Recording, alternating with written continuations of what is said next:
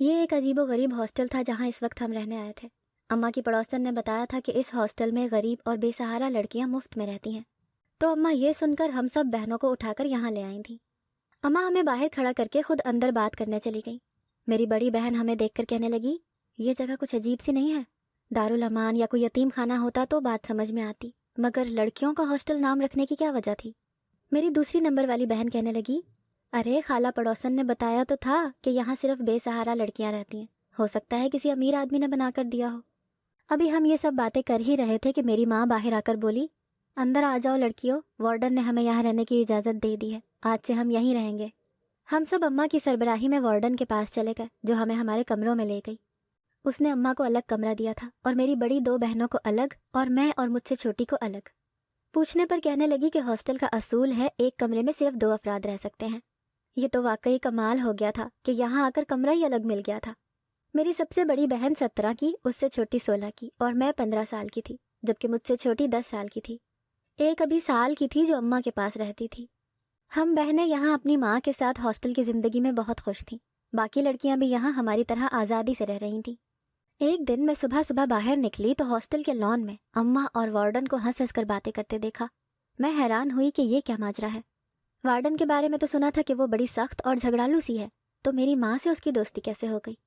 اماں سے کچھ دیر بعد میں نے پوچھا تو اماں کہنے لگی، ارے پاگل، وارڈن جیسی عورتوں سے دوستی کرنی پڑتی ہے، تبھی ہم جیسے لوگ یہاں رہ سکتے ہیں۔ مجھے اماں کی بات سمجھ میں نہ آئی کہ یہ کیا چکر ہوا بھلا، اس سے دوستی کرنے میں ہمارا کیا فائدہ؟ لیکن میں چھوٹی تھی تو چپ کر گئی۔ آہستہ آہستہ وہاں کے اور راز مجھ پر کھلنے لگے۔ وہاں کئی لڑکیوں کو باہر جانے کی اجازت تھی اور کئی کو نہیں تھی۔ ایک دن میں نے اپنی دونوں بڑی بہنوں کو اماں کے ساتھ باہر جاتے دیکھا تھا، مگر جب میں نے باہر جانے کی ضد کی تو وارڈن اور اماں دونوں نے جھڑک کر اندر بھیج دیا۔ میں روتے ہوئے اندر آ گئی۔ میرا بہت دل چاہتا تھا کہ میں بھی باہر کی دنیا دیکھوں، کیونکہ یہاں زندگی قید سی لگتی تھی۔ اس میں کوئی شک نہیں تھا کہ یہاں کا نظم و نسق بہترین تھا اور لڑکیوں کی ہر حرکت پر نظر رکھی جاتی تھی، مگر پھر بھی مجھے کچھ بے چین سا کیے رکھتا تھا۔ اماں کچھ گھنٹوں کے بعد بہنوں کے ساتھ واپس آئی تو میں نے مشکوک نظروں سے دیکھ کر پوچھا کہ کدھر گئی تھی، مجھے ساتھ کیوں نہیں لے کر گئی؟ اماں کوئی جواب دینے ہی لگی تھی کہ اسی وقت وارڈن آ گئی اور اماں اور بہنوں کو باہر بلانے لگی، تو وہ سب اٹھ کر چلی گئیں اور بات ادھوری رہ گئی۔ اگلے دن میں نے ہاسٹل کی کئی لڑکیوں کے پاس نئے کپڑے اور جوتے دیکھے۔ پتہ چلا کہ وارڈن کی سالگرہ تھی، اسی لیے اس خوشی میں اس نے بڑی لڑکیوں کو تحفے دیے ہیں۔ لیکن اسی رات کچھ ایسا بھی ہوا جو دیکھ کر میرے ہوش اڑ گئے۔ ہاسٹل میں 2 لڑکیاں تھیں جو ہمارے آنے کے کچھ دن بعد ہی آئی تھیں۔ وہ دونوں بہنیں تھیں اور جانے کیوں یہاں آئی تھیں۔ وارڈن نے انہیں بھی کپڑے دیے تو ایک لڑکی کپڑے پھینک کر کہنے لگی، اسے لے جاؤ، ہمیں نہیں چاہیے تمہارے یہ سستے اور گھٹیا کپڑے۔ وارڈن نے آگے بڑھ کر اس لڑکی کے منہ پر تھپڑ مارا اور کہنے لگی، میں جانتی ہوں بہت اکڑ ہے تم لوگوں میں، اور جو چکر تم دونوں چلانے کی کوشش کر رہی ہو وہ بھی مجھے معلوم ہے۔ اس ہاسٹل میں رہنا ہے تو یہاں کے قاعدے اور قانون بھی ماننے ہوں گے۔ وارڈن ان لڑکیوں کو بری طرح ڈانٹ کر چلی گئی۔ میں واپس جانے لگی کہ ان لڑکیوں کی باتیں سن کر رک گئی۔ ایک بہن دوسری سے کہہ رہی تھی، آپی ایسے کپڑے تو کبھی ہم نے اپنے نوکروں کو نہیں دیے پہننے کے لیے، اور آج ہمیں پہننے کو مل رہے ہیں۔ اس کی بات سن کر میں چونک گئی اور دروازے کی اوٹ سے باہر نکل کر پوچھا، کیا تم دونوں اتنی امیر ہو؟ پھر یہاں کیسے ہو؟ بڑی بہن کہنے لگی، ہم تمہیں یہ سب کیوں بتائیں، تم جا کر اپنا کام کرو، چھپ کر ہماری باتیں کیوں سن رہی ہو؟ مجھے ان دونوں لڑکیوں سے اس کی ایسی بات کی امید نہیں تھی، میں نے تو بس ہمدردی کی تھی۔ میں نے باہر نکلنے سے پہلے اس بڑی لڑکی کی آواز سنی۔ وہ اپنی چھوٹی بہن کو تسلی دیتے ہوئے کہہ رہی تھی کہ تم فکر نہ کرو، ارحم ہمیں یہاں سے لے جائے گا۔ میں سن کر چونک گئی، اوہ تو کسی لڑکے کا چکر ہے۔ میں سارا دن ہاسٹل میں فارغ ہی ہوتی تھی، اسی لیے کبھی کسی کی جاسوسی کرتی تو کبھی کسی پر نظر رکھتی، کیونکہ اس کے علاوہ مجھے اور کوئی کام نہیں تھا۔ 2 دن بعد میں نے پھر سے اماں کو بڑی بہنوں کے ساتھ باہر جاتے دیکھا۔ مجھے پچھلی بار بھی وہ ساتھ نہیں لے کر گئی تھیں، اس لیے اس بار میں نے بہت ضد کی جانے کی، تو اماں کہنے لگی، ہم گھومنے نہیں جا رہے، تیرے ابا کو منانے جا رہے ہیں کہ وہ ہمیں گھر واپس آنے کی اجازت دے دیں۔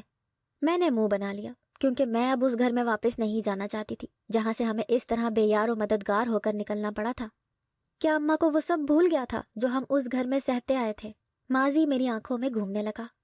میں اپنے ماں باپ کی تیسری بیٹی تھی۔ جب میں پیدا ہوئی تھی تو ابا کا منہ بن گیا تھا، کیونکہ اس کو بیٹے کی امید تھی، بلکہ یہ امید تو اس نے تب سے لگا لی تھی جب اماں پہلی بار حاملہ ہوئی تھیں، مگر پہلی اور دوسری بار بیٹیاں پیدا ہوئیں۔ ابا کو سب نے حوصلہ دیا کہ کوئی بات نہیں، تیسری بار بیٹا ہی پیدا ہوگا، مگر تیسری بار میں پیدا ہو گئی۔ بتانے والے بتاتے ہیں کہ جب میں پیدا ہوئی تھی تو ابا اماں کو مجھ سمیت ہسپتال میں اکیلا چھوڑ کر آ گیا تھا، اور اماں بیچاری خود ہی شرمندہ ہوتے ہوئے گھر چلی آئی تھی۔ نانی مجھے بتایا کرتی تھی کہ میرے ابا نے پورے 2 ماہ تک میری شکل نہیں دیکھی تھی، کیونکہ اسے بہت شوق تھا کہ اسے بیٹا ہو، اور اس نے پکی امید بھی باندھ رکھی تھی، اور جب اس کی امید ٹوٹی تو اسے بہت تکلیف ہوئی۔ میری پیدائش سے 5 سال کی عمر تک اماں دوبارہ حاملہ ہوئی اور 2 بار بیٹے تھے، مگر قدرت کو شاید کچھ اور ہی منظور تھا۔ اماں کا حمل دونوں بار ضائع ہو گیا۔ پھر کچھ عرصے بعد وہ پھر سے امید سے ہوئی تو ابا کی امیدیں بھی بند گئیں، کیونکہ اماں کی طبیعت اب ٹھیک رہتی تھی۔ اماں نے بھی سوچا کہ اس بار تو لازمی لڑکا ہی ہوگا۔ وہ اور ابا دونوں بہت خوش تھے اور بازار سے لڑکوں والے کپڑے اور کھلونے بھی لا کر اکٹھے کرنے شروع کر دیے تھے۔ کچھ الٹرا ساؤنڈ میں بھی ڈاکٹر نے بتایا کہ لڑکا ہے، تو بس تب سے میرے باپ کے پیر زمین پر نہیں ٹک رہے تھے۔ وہ بے انتہا خوش تھے، سارے خاندان والوں میں مشہور کر دیا تھا کہ میرا بیٹا ہونے والا ہے۔ مگر ہماری قسمت ہی کچھ ایسی لکھی تھی کہ خوشیاں زیادہ دیر تک ہمارے گھر ٹھہرتی ہی نہیں تھیں۔ جس دن اماں کی ڈیلیوری ہونی تھی اس دن ہمارا پورا خاندان ہسپتال میں جمع تھا۔ بیٹے کی آس ابا کے چہرے کو جگمگا رہی تھی، مگر وہ ہو گیا جس کی امید کسی کو بھی نہیں تھی۔ جب ڈاکٹر نے چوتھی بیٹی ابا کے ہاتھوں میں لا کر تھمائی تو کتنی ہی دیر وہ سن اور ساکت کھڑا رہا، جیسے یقین کرنے کی کوشش کر رہا ہو۔ پھر ایک دم وہ چلانے لگا اور ہسپتال کی انتظامیہ پر چلانے لگا کہ انہوں نے اس کا بچہ بدل دیا ہے۔ اس کے ہاں لڑکا ہوا تھا اور ڈاکٹر نے کسی اور کو اس کا بیٹا دے دیا۔ ہسپتال میں اچھا خاصا تماشا لگ چکا تھا۔ ابا بار بار ایک ہی بات کیے جا رہا تھا کہ رپورٹ میں تو لڑکا تھا، اب کیسے لڑکی پیدا ہو گئی۔ ابا کو اتنا غصہ تھا کہ وہ ڈاکٹر پر کیس کرنے کی دھمکی دے رہا تھا، یہاں تک کہ اس نے پولیس کو بھی بلا لیا تھا۔ ڈاکٹر کہنے لگی کہ ہم نے کوئی دھوکہ نہیں کیا، اس کی بیوی کے ہاں لڑکی ہی ہوئی ہے، آپ چاہیں تو بچی کا DNA ٹیسٹ کروا لیں۔ پولیس والا غور سے بچی کی شکل دیکھنے لگا، پھر ایک نظر بچی کو، ایک نظر ابا کو دیکھتا، اور پھر کہا، جاہل انسان، کسی ٹیسٹ کی ضرورت ہی نہیں، یہ تمہاری ہی بیٹی ہے، اس کی شکل دیکھو، کوئی انجان شخص بھی دیکھے گا تو بتا دے گا کہ اس کا باپ کون ہے۔ پولیس والوں کے کہنے پر جب سب رشتہ داروں نے بچی کی شکل دیکھی تو سب کو چپ لگ گئی، کیونکہ میری وہ بہن ہو بہو ابا کی فوٹو کاپی تھی۔ ہو سکتا ہے الٹرا ساؤنڈ والی ڈاکٹر کو کوئی غلطی لگ گئی ہو، مگر جو بھی تھا ابا کو اس بار بھی بیٹی ہی ملی تھی، چوتھی بیٹی۔ اماں کا اپنا دل بہت بری طرح ٹوٹا تھا، اس نے بھی رپورٹ سے بہت امیدیں لگا لی تھیں، مگر ہوتا تو وہی ہے نا جو منظور خدا ہوتا ہے، تو خدا کو اس بار بھی بیٹی دینا منظور تھا۔ مگر اس بار کچھ الگ ہوا تھا، یہ بیٹی خوش قسمتی کی نوید بن کر آئی تھی۔ جس دن وہ پیدا ہوئی تھی اس دن سے گھر کی خوش بختی کا دور شروع ہو گیا تھا۔ میرے ابا کے کام میں برکت ہونے لگی، سب کہتے تمہاری بیٹی کی برکت کی وجہ سے سب ہوا ہے۔ ہمارے حالات بدلنے لگے، ہم غریب سے امیر ہو گئے، ابا کا رویہ بھی بدلنے لگا، اب وہ ہم سب سے پیار کرنے لگا، اور اماں سے بھی اس کا سلوک اچھا ہو گیا تھا۔ اب اس نے کبھی بیٹے کی رٹ نہیں لگائی تھی۔ سال گزرنے لگے، لیکن کچھ عرصے سے ابا پھر سے بدلنے لگے، ہم سے کتراتے اور شکل دیکھنا پسند نہ کرتے۔ جانے انہیں کیا ہو گیا تھا جو اس طرح کے ہو گئے تھے، لیٹ گھر آتے اور اگر جلدی آ جاتے تو اماں سے بے وجہ لڑنا شروع کر دیتے۔ انہی حالات میں میری بڑی بہن نے میٹرک کر لیا تو اماں کو اس کی شادی کی فکر ہونے لگی۔ تب ابا کا رویہ کھل کر سامنے آیا کہ پچھلے 2-4 سالوں سے ان کے اندر کیا پک رہا تھا۔ میں نے خود اپنے کانوں سے سنا تھا، وہ اماں سے کہہ رہے تھے، تم ایک ناکام عورت ہو، اتنے سالوں میں ایک بیٹا تک مجھے نہیں دے سکی، اب میری یہ ساری جائیداد کس کے نام ہوگی، کون ہوگا میرا وارث؟ لڑکیاں تو پرایا دھن ہوتی ہیں، بیاہ کر اپنے گھر چلی جائیں گی، تو کیا غیروں میں اپنی ساری دولت بانٹ دوں؟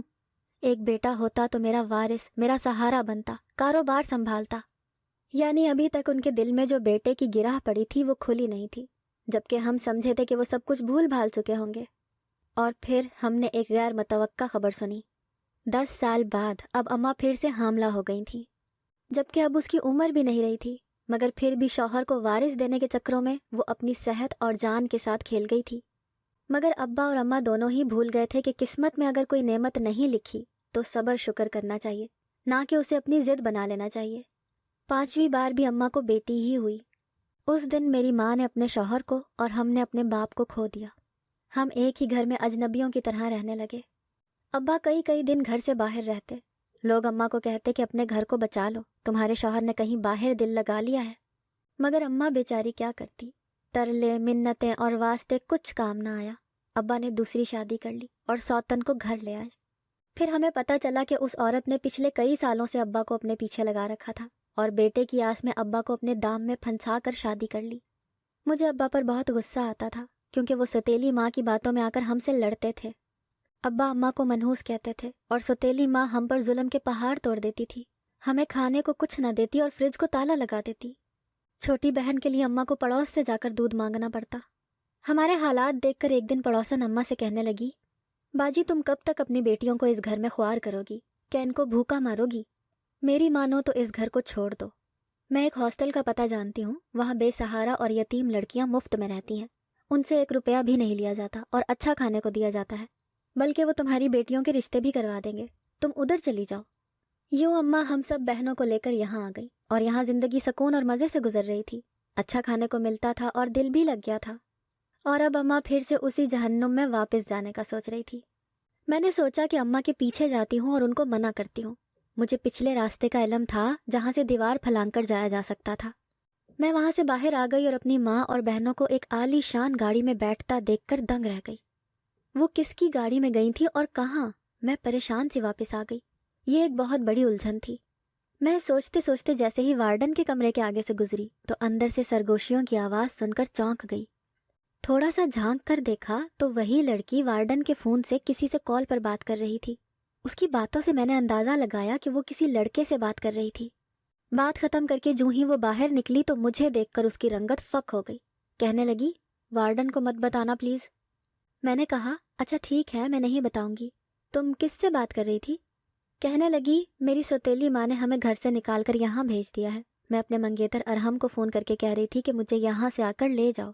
مجھے اس کی بات پر یقین کرنا تھوڑا مشکل ہوا، مگر میں نے چپ رہنے کا وعدہ کر لیا اور اپنے کمرے میں آ گئی۔ اس وقت میرا دماغ اپنی پریشانی میں تھا۔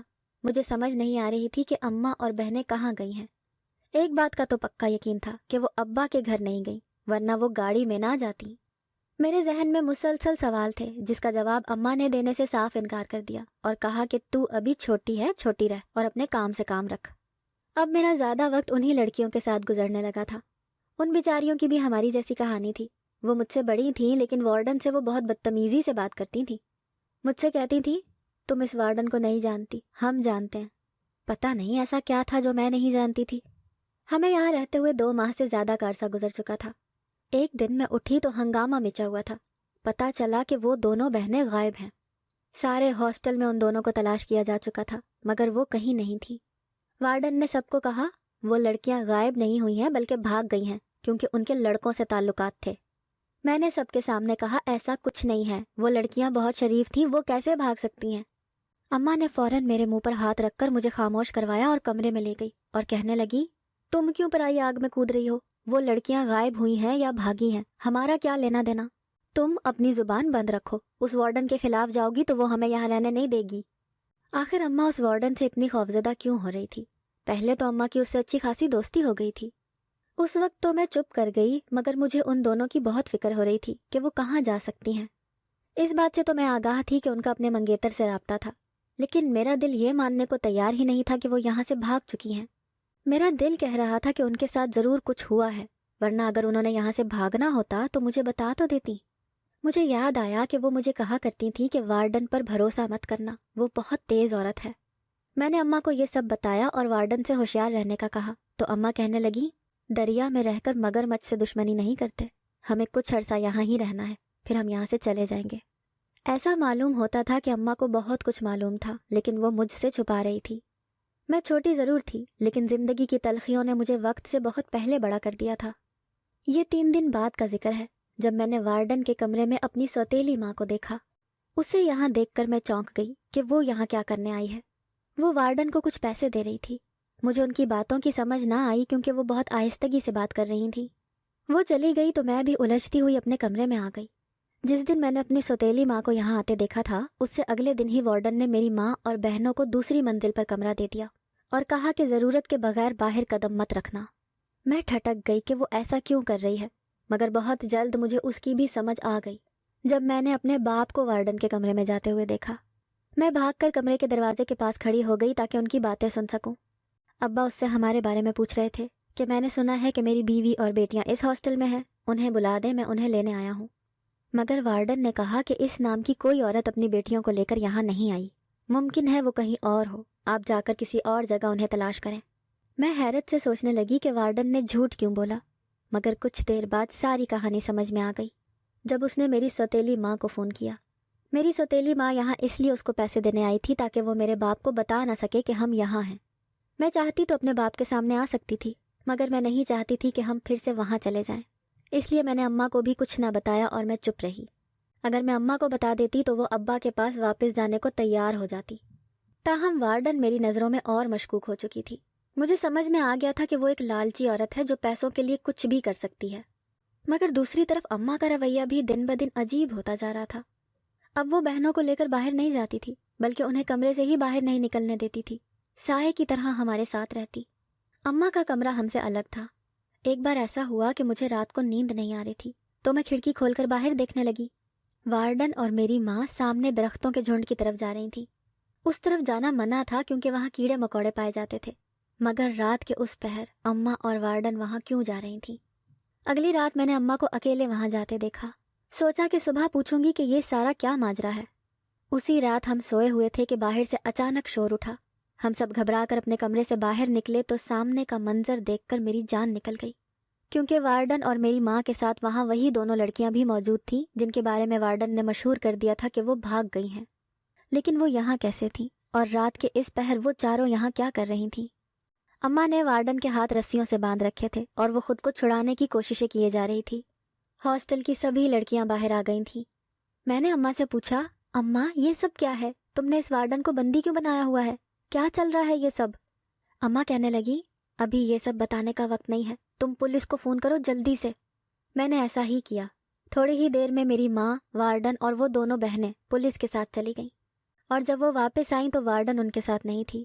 اماں سب کو بتانے لگیں کہ وہ وارڈن اب جیل میں ہے، کیونکہ اس ہاسٹل کی آڑ میں وہ بہت سے غیر قانونی کام کر رہی تھی۔ نوجوان لڑکیوں کو نوکری اور رشتوں کا لالچ دے کر باہر بھیجتی تھی اور امیر کبیر لوگوں کے ساتھ ان کا سودا طے کر دیتی تھی، اور جب لڑکیاں منع کرتی تھیں تو انہیں بلیک میل کرتی اور بدنام کرنے کی دھمکیاں دیتی۔ یوں یہ کامیابی سے اپنا دھندا جاری رکھے ہوئے تھی۔ میں جب اپنی بیٹیوں کو لے کر یہاں آئی تو اس نے مجھے بھی اپنے دام میں پھنسانے کی کوشش کی اور میری بیٹیوں کا امیر گھر میں رشتہ کرنے کا لالچ دے کر ہمیں مختلف لوگوں سے ملواتی۔ لیکن مجھے نہیں پتا تھا کہ اس کی نیت کیا ہے۔ یہ تو مجھے ان لڑکیوں نے اس دن بتایا کہ میری بیٹیوں کی عزت خطرے میں ہے، کیونکہ وارڈن انہیں کہیں بھیجنے والی تھی۔ جس وقت یہ بچیاں مجھے وارڈن کی اصلیت بتا رہی تھیں وہ اسی وقت آ گئی اور ہمیں باتیں کرتے سن لیا۔ اس نے اسی وقت ان دونوں بچیوں کو قید کر دیا اور مجھے کہا کہ اگر تم اپنی بچیوں کی سلامتی چاہتی ہو کہ وہ ٹھیک رہیں تو چپ رہنا، ورنہ انہیں بھی غائب کرنا میرے بائیں ہاتھ کا کھیل ہے۔ میں اپنی بیٹیوں کی عزت کی وجہ سے ڈر گئی اور خاموش ہو گئی، کیونکہ مجھے اب سمجھ آ رہی تھی کہ وارڈن کتنی خطرناک عورت ہے۔ میں اس کی نگرانی میں جا کر ان بچیوں کو کھانا کھلا آتی اور وہ ہم پر کڑی نظر رکھتی۔ اس کے ساتھ ہی ہر پل ہم پر نظر رکھتے تھے، مگر آج وہ سب کسی کام سے باہر گئے تھے۔ کافی دنوں سے میں ان بچیوں کو آزاد کرنے کا پلان بنا رہی تھی، کیونکہ میں ان کو قید میں نہیں دیکھ سکتی تھی۔ آج جب یہ وارڈن سو گئی تو میں نے اس کے تکیے کے نیچے سے چابی چرا لی اور جا کر ان بچیوں کے کمرے کا لاک کھول دیا اور ان کو کہا کہ یہاں سے بھاگ جاؤ۔ مگر اس سے پہلے کہ یہ بھاگتیں، وارڈن عین وقت پر آ گئی اور مجھ سے لڑنے لگی، مگر ہم تینوں نے مل کر اس پر قابو پا لیا اور اسے بس میں کر لیا۔ آج وہ اس لیے ہاتھ آ گئی تھی کیونکہ اس کا کوئی ساتھی یہاں نہیں تھا جن کے بل پر یہ اکڑتی تھی۔ باقی جو ہوا وہ سب کے سامنے ہے۔ اسے پولیس نے پکڑ لیا ہے اور اب بہت جلد اس کے ساتھیوں کو بھی پکڑ لے گی۔ مجھے اپنی ماں پر فخر محسوس ہوا تو میں نے اسے گلے سے لگا لیا، اس سے معافی مانگی کہ میں نے جانے اماں کے بارے میں کیا غلط سلط سوچ لیا تھا۔ ہاسٹل کو چلانے والی NGO نے ساری کہانی سن کر میری ماں کو وارڈن بنا دیا تھا۔ ابا کئی بار ہمیں لینے آئے کیونکہ میری بہن کی برکت سے اس کے گھر اور کاروبار میں برکت تھی، مگر جب ہم سب کو نکال دیا تو ابا کے گھر سے بھی برکت اٹھ گئی۔